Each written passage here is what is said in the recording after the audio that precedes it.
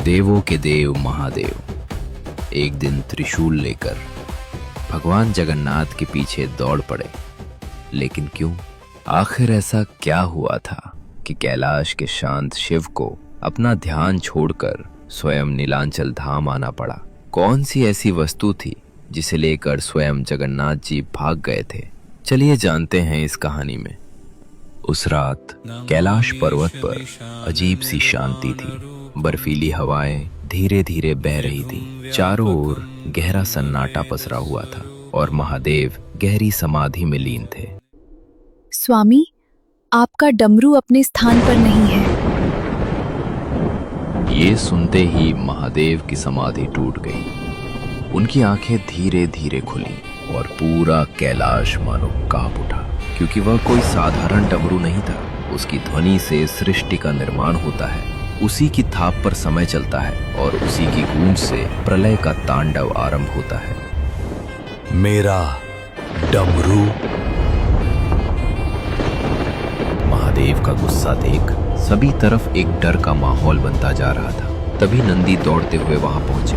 वे बुरी तरह हांफ रहे थे और उन्होंने बताया, प्रभु, मैंने एक छाया को कैलाश से जाते देखा था।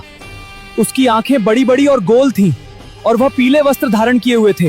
ये सुनते ही महादेव की भ्रुकुटी तन गई। उनकी आंखों में क्रोध उतर आया। कैलाश की चोटियां हिल उठी। आकाश में बिजली चमकने लगी। जगन्नाथ। और अगले ही क्षण महादेव कैलाश से निकल पड़े अपने दिव्य डमरू को वापस लाने।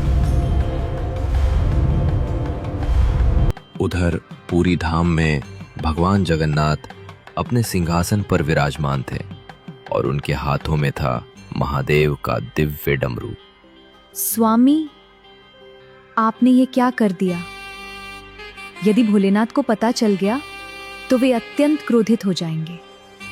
और देखते ही देखते महादेव नीलांचल धाम पहुंच गए। उनके पहुंचते ही पूरा मंदिर मानो स्तब्ध हो उठा।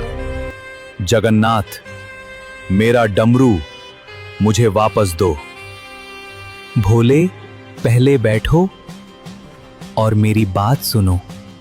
भोले, इस डमरू के पीछे एक ऐसे भक्त की पुकार छिपी है जिसके लिए मुझे यह सब करना पड़ा।